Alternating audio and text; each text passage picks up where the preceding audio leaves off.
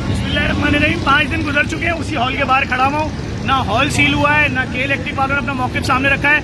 एक पेशेंट को ही कर दूं, बारिश का माहौल चल रहा है कराची में, वही 11,000 वोल्ट जो यहाँ ज़रा सी ऊंचाई पे गुजर रहा है।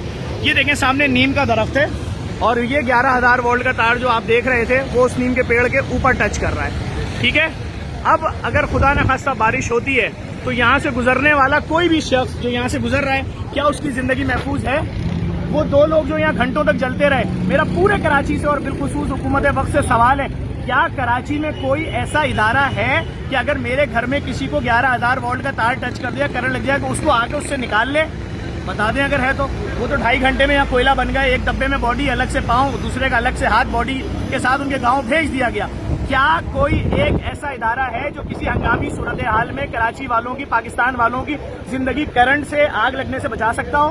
क्या बड़ी बिल्डिंगों में हंगामी एग्जिट है? क्या इन शादी हॉलों में हंगामी एग्जिट है? इनके ऊपर जो कपड़े लगे हुए हैं बैंक्वेट के अंदर, जब अगर खुदा न खास्ता किसी इलेक्ट्रिक तार से आग लग जाए, वो कपड़ा जब नीचे गिरेगा आग बनकर तो लोगों के बाहर निकलने की जगह है?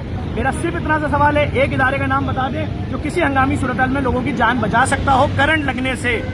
बस इतना सा सवाल है। के इलेक्ट्रिक के आगे कोई सवाल नहीं है, क्योंकि जब वो यहाँ 36 घंटे बाद आए, कराची वालों से तो वैसे ही इजाफी बिल ले लेके मार रहे हैं। उनके सीईओ के खिलाफ FIR कटवाई है, इंशाल्लाह उस बेवा को भी इंसाफ मिलेगा, और अगर इनकी FIR नहीं कटी तो इनकी FIR भी कटवाऊंगा। लेकिन मेरे सवाल का जवाब जरूर मैं हुकूमती इदारा से लाजमी, और आप कराची वालों से गुजारिश है इस वीडियो को लाजमी शेयर करें।